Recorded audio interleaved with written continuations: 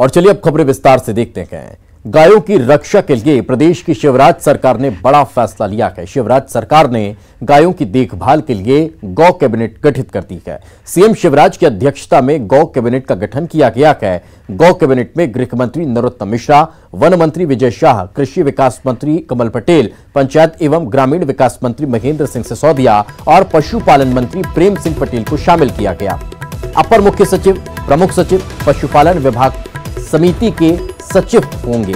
राज्य सरकार ने गौ कैबिनेट के गठन का आदेश जारी कर दिया है। वहीं पूर्व मुख्यमंत्री कमलनाथ ने गौ कैबिनेट के गठन को लेकर सवाल खड़े किए हैं। साथ ही उन्होंने शिवराज सरकार को अपना पुराना वायदा भी याद दिलाया।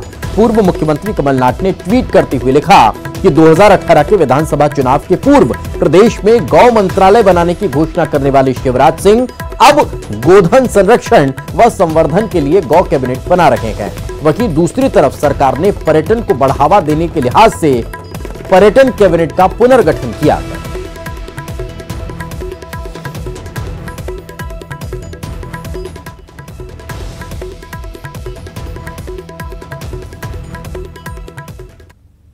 तो प्रदेश में बनने वाले लव जिहाद कानून को लेकर गृह मंत्री नरोत्तम मिश्रा का कहना है कि यह किसी धर्म विशेष से नहीं जुड़ा हुआ है। वहीं प्रोटेम स्पीकर रामेश्वर शर्मा ने कहा कि लव जिहाद पाकिस्तान की आईएसआई और आतंकी संगठनों का भारत के खिलाफ षड्यंत्र है। तो कांग्रेस नेता लक्ष्मण सिंह ने इसके समर्थन में ट्वीट किया है। वहीं जमीयत उलेमाए हिंद के अध्यक्ष हाजी हारून ने कहा कि लव जिहाद के नाम पर प्रोपेगेंडा किया जा रहा है।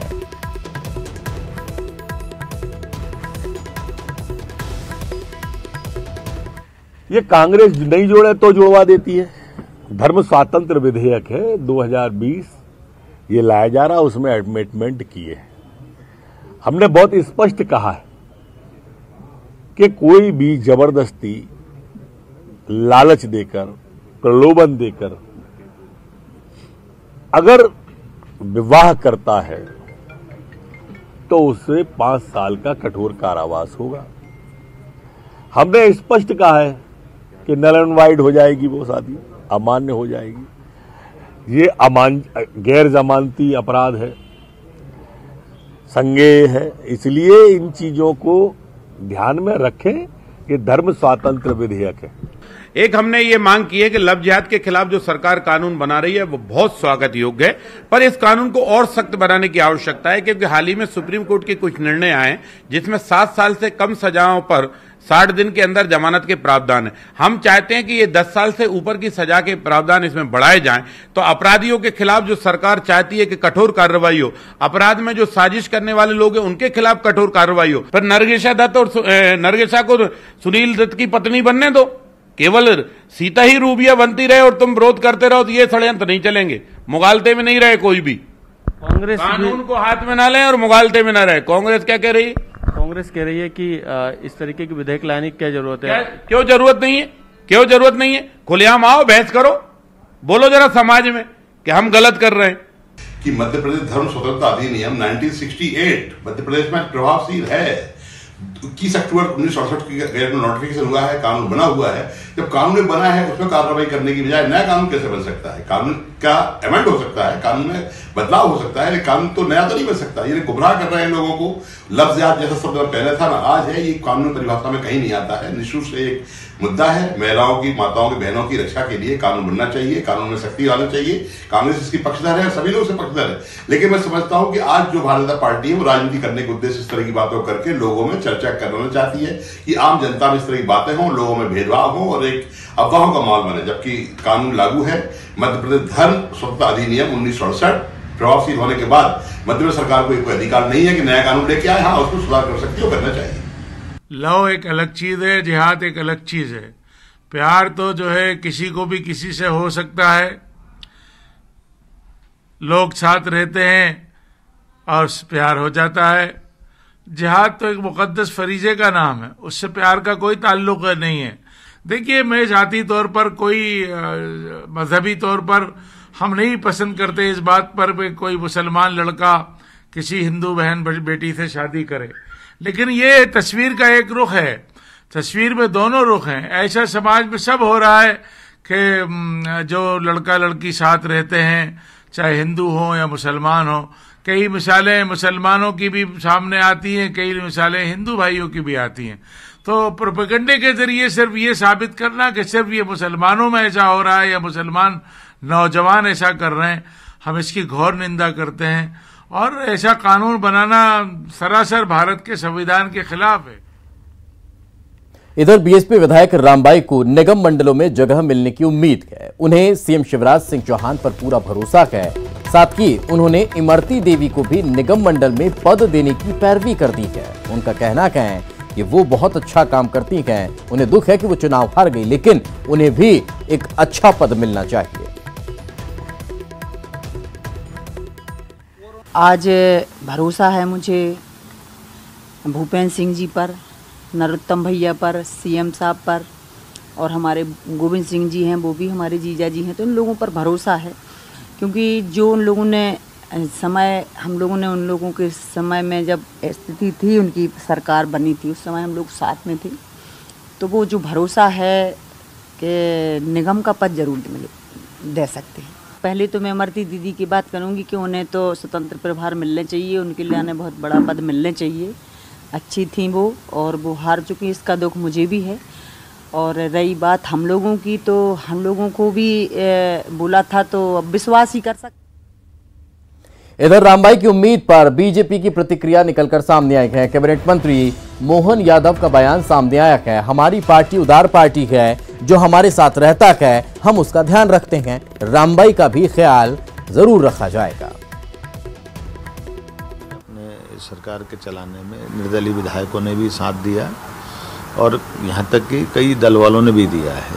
तो अब ऐसे में मुख्यमंत्री के हाथ में है, और हमारे मुख्यमंत्री बहुत उदार हृदय हैं, पार्टी की विचारधारा भी उदार है। जो हमसे जुड़ के आता है हम उस सबका उस ढंग से ख्याल करते हैं। तो निश्चित रूप से रामबाई का भी ध्यान रखा जाएगा। पार्टी में मचे घमासान के बाद जोगी कांग्रेस की राष्ट्रीय अध्यक्ष का दायित्व अब रेणु जोगी को सौंपा गया है। राजधानी में हुई पार्टी की कोर कमेटी की एक बैठक में फैसला लिया गया।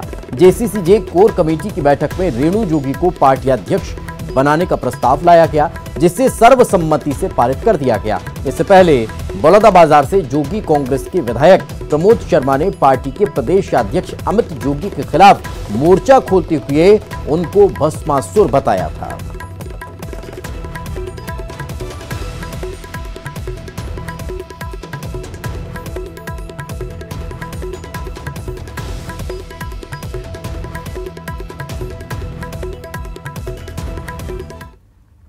अब सवाल ये, क्या वाकई जोगी कांग्रेस में सब कुछ ठीक है, या मरवाही के महल में सेंध ने जोगी कांग्रेस के अस्तित्व पर वाकई सवाल खड़े कर दिए हैं? देखिए रिपोर्ट।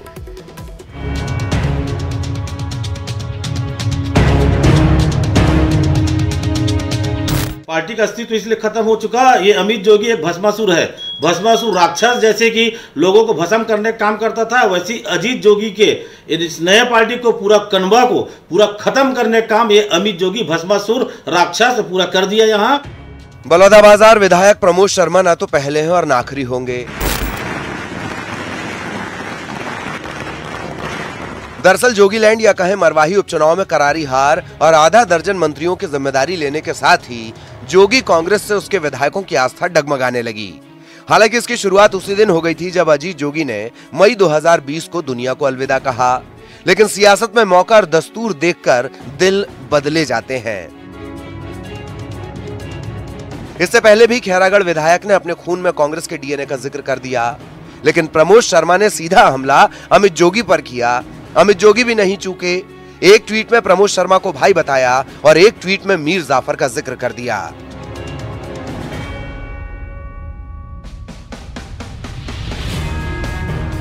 दोनों विधायकों की आस्थाओं के बदलने की वजह है वो सुगबुगाहटें, जिसमें कहा जा रहा है कि सत्ता से दूर जोगी परिवार को सदन में पहुंचाने के लिए 2 विधायकों की बलि ली जाएगी। साथ ही पार्टी फोरम से बाहर बगावत दिखाने वालों को रेणु जोगी के नाम पर लाइन पर लाया जाएगा। लेकिन सारी कहानी आज क्यों? दरअसल सारा किस्सा उस सवाल पर जो जोगी कांग्रेस के अस्तित्व पर खड़ा हो रहा है। जहां जोगी का किरदार किताबों में नहीं समा सकता, वहां उनकी पार्टी कुछ लाइनों में खत्म होती दिख रही है। सरसरी इतिहास ऐसा है कि साल 1985 में दिल्ली से आई एक कॉल ने एक अफसर को 2.5 घंटे का वक्त दिया। इसके बाद जो सफर शुरू हुआ तो उस अफसर नेता ने पीछे मुड़कर नहीं देखा। साल 2000 में छत्तीसगढ़ के जन्म पर तमाम दिग्गजों को पछाड़कर आदिवासी मुख्यमंत्री बने अजीत जोगी। लेकिन नरम गरम रिश्तों के बीच साल 2016 में कांग्रेस के फैसले से पहले ही जोगी ने ऐलान किया कि अब हाथ का साथ और नहीं। इसी साल छत्तीसगढ़ की राजनीति में अस्तित्व में जोगी कांग्रेस का हल चलाता किसान आया। सपनों के सौदागर जोगी ने सूबे की राजनीति में तीसरे विकल्प का अंकुरण तो किया, लेकिन कमाल नहीं दिखा पाए और भीड़ को वोट में नहीं बदल पाए। जोगी के जाने के बाद उनकी परंपरागत सीट मरवाही में उपचुनाव हुए और जोगी शब्द उस चुनाव में हिस्सा तक नहीं ले पाया, जबकि इस इलाके को जोगीलैंड भी कहा जाता है। इसके बाद शुरू हुआ आस्थाओं के बदलने का दौर। इसकी शुरुआत मई 2020 में जोगी के दिवंगत होने के साथ ही शुरू हो गई थी। इस इतिहास से सवाल जस का तस बना हुआ कि जोगी कांग्रेस का क्या होगा, क्योंकि करिश्मा करने वाले, सपनों के सौदागर और वचन पत्र में चांदी की सड़क बनवाने वाले अजीत जोगी अब है नहीं और अमित जोगी में पार्टी नेताओं को भस्मासुर नजर आ रहा है। वैसे भी सियासत में खोई जमीन को हासिल करने से ज्यादा कठिन और कुछ नहीं। जानकार लिखते हैं कि एक दिन वो था कि भूपेश बघेल कांकेर के जिस होटल में थे उसकी बिजली गुल हुई और वहां धड़धड़ाते हुए पुलिस की फौज पहुंची। पूरे होटल की चेकिंग हुई। ऐसे दौर देखने के बाद भी बघेल मजबूती से सत्ता में आए। तो कुल जमा सियासत में समय का पहिया घूमता है। इसी समय के घूमते हुए पहिए के पास है जोगी कांग्रेस के अस्तित्व पर खड़े सवाल का जवाब। अजीत जोगी अमर रहे, अमर रहे, अमर रहे। अजीत जोगी अमर रहे, अमर रहे, अमर रहे। Bureau report, news 18 network. सूरज चांद रहेगा, जोगी अमर रहे। और चलिए फिलहाल वक्त एक छोटे से ब्रेक का है। ब्रेक के बाद जल्द हाजिर होंगे।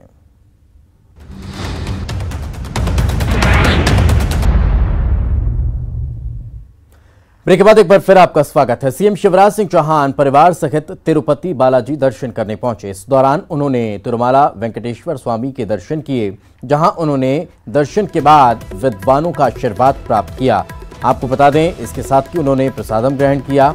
वहीं सीएम शिवराज सिंह चौहान मंदिर ओएसडी से भी मुलाकात करते नजर आए। साथ ही सीएम ने मूर्तियों और नक्शों के बारे में भी यहां पर जानकारी ली है। इसके बाद सीएम शिवराज सिंह चौहान जपाली तीर्थ का दौरा करने पहुंचे। अंजनी स्वामी मंदिर में भी उन्होंने विशेष पूजा अर्चना की। अतिरंजी मठ के महंत अर्जुन दास जी महाराज से भी उन्होंने मुलाकात की और आशीर्वाद लिया। सीएम ने अपनी पत्नी के साथ मिनी शॉपिंग यहां पर की है, चश्मा खरीदा है, उनकी पत्नी ने चूड़ियां यहां पर खरीदी हैं। इसके बाद वे प्रकृति का लुत्फ लेते हुए भी नजर आए हैं।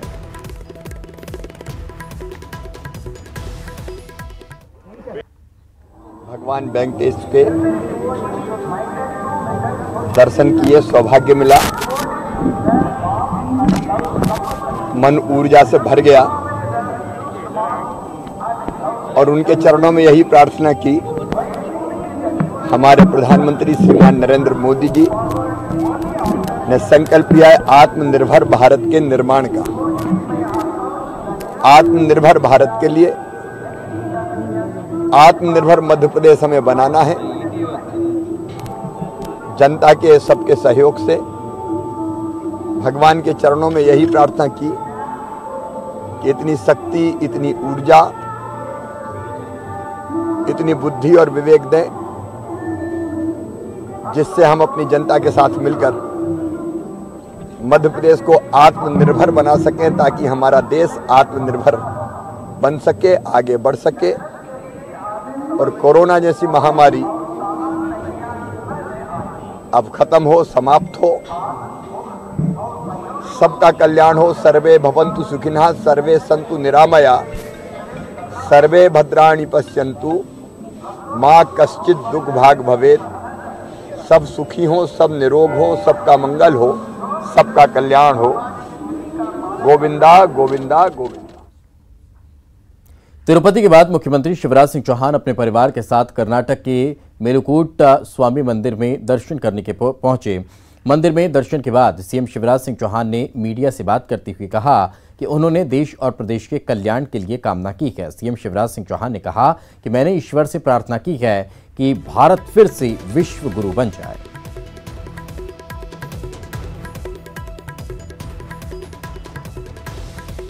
वासियों को, कर्नाटक वासियों को दीपावली की शुभकामनाएं।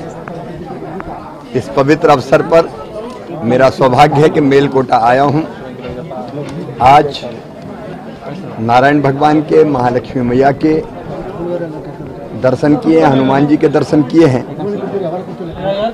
और आचार्य भगवान रामानुजाचार्य जी के दर्शन किए हैं और यही प्रार्थना की है कि देश और मध्य प्रदेश की जनता की जिंदगी में सुख समृद्धि आए। हमारे प्रधानमंत्री श्रीमान नरेंद्र मोदी जी आत्मनिर्भर भारत बनाने का उन्होंने संकल्प लिया है।